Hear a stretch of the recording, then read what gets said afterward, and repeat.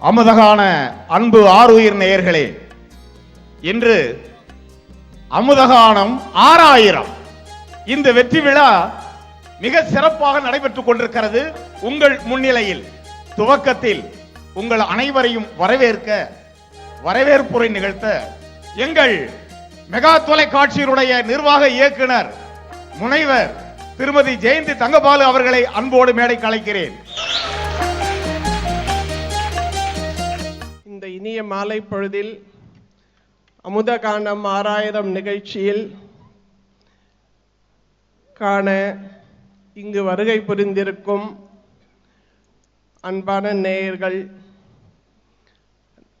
அமுதகான நிகழ்ச்சியின் உயிருக்கும் மேலான அமுதகானத்தையே உயிர் மூச்சாக நினைத்து வாரந்தோறும் தவறாமல் கடிதங்களை அனுப்பியும் தான் கேட்ட பாடலை போடவில்லை என்று உரிமையாக கோபித்து கொண்டும் எப்போது நாங்கள் கொண்டாட்டத்தை காணப்போகிறோம் எங்களை கேட்டுக்கொண்டிருந்த அன்பான நேயர்களுக்கும், இங்கு வருகை புரிந்திருக்கும் பெரியவர்கள் அனைவருக்கும், வீட்டில் இருந்து பார்த்து கொண்டிருக்கும் அன்பான நேயர்களுக்கும், உலகத்தில் உள்ள அனைத்து மெகா டிவி நேயர்களுக்கும், அமுதகான அன்பர்களுக்கும் என்னுடைய முதற்கண் நன்றியையும் வணக்கத்தையும் தெரிவித்துக் கொள்கிறேன். நாங்கள் 2007 மெகா தொலைக்காட்சியினை ஆரம்பித்தோம். நவம்பர் 19 அன்று அன்னை இந்திரா காந்தியின் பிறந்த நாளன்று மெகா தொலைக்காட்சியை முதலில் ஒளிபரப்பினோம். அந்த நிகழ்ச்சியினை என்னென்ன நிகழ்ச்சிகள் தொடர்ந்து வர வேண்டும் என்று நாங்கள் பிளான் செய்யும் போது, அதற்கு முன்னர் இதற்கு முந்தைய சேனல்களில் பழைய பாடல்கள் வந்து கொண்டுதான் இருந்தது. ஆனால் காலையில் 8 மணிக்கு என்று முதலில் அதை கொண்டு வந்தது மெகா தொலைக்காட்சி. அப்பொழுது பேசும்போது எல்லாரும் சொன்னார்கள், காலையில் பெண்கள் எல்லோரும் வேலை செய்து கொண்டிருப்பார்கள், ஆண்கள் வேலைக்கு செல்வதற்கு கிளம்பி கொண்டிருப்பார்கள், அப்பொழுது எப்படி இதை பார்ப்பார்கள் என்று கேட்டார்கள். நான் சொன்னேன், அப்பொழுது இந்த பாடல்களை எல்லாம் தொலைக்காட்சி முன்னர் அமர்ந்து கொண்டு பார்த்துத்தான் ரசிக்க வேண்டும் என்று இல்லை. அவர் கிளம்பி கொண்டிருந்தாலும் சமைத்து கொண்டிருந்தாலும் எங்கிருந்தாலும் அதை கேட்டுக்கொண்டே இருப்பார்கள். ஏனென்றால் இந்த பாடல்கள் காலத்தால் அழியாத பாடல்கள். இன்று மட்டுமல்ல, இன்னும் எத்தனை நூற்றாண்டுகள் கடந்தாலும் இந்த பாடல்கள் என்றும் காலத்தால் அழியாதவை.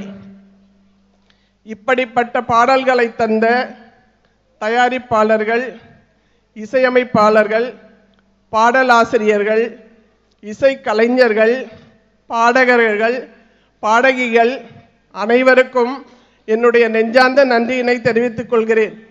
இன்று அவர்கள் நிறைய பேர் இருக்கிறார்கள், நிறைய பேர் இந்த பூவுலகில் இல்லை. அவர்கள் இல்லை என்று சொல்ல முடியாது.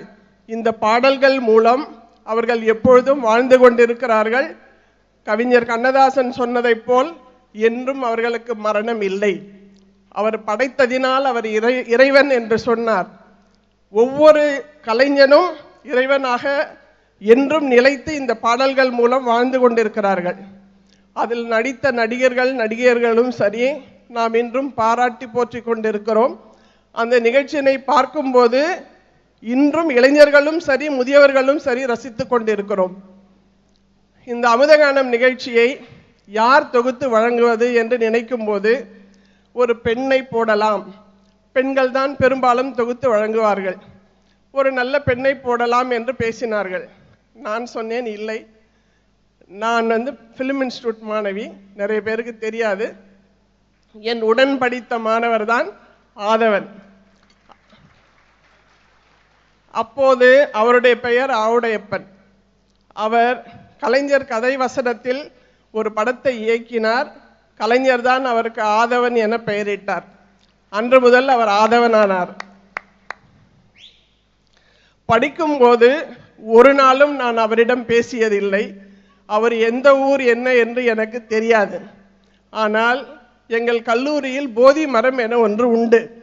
அந்த மரம் எப்படி என்றால், யாருக்கு வகுப்பு இல்லையோ, வகுப்பு இல்லாத மாணவர்கள் அந்த மரத்தடியில் ஒன்று கூடுவார்கள். அப்பொழுது என்ன பேசுவார்கள் என்றால், என்ன படம், என்ன பாடலாசிரியர், எப்படி ஃப்ரேம் என்ன கதை, எல்லா சினிமாவை பற்றி தான் எப்போதும் பேசிக் கொண்டிருப்பார்கள். அப்பொழுது இந்த ஆதவன் பேசுவதை நான் பார்த்திருக்கிறேன்.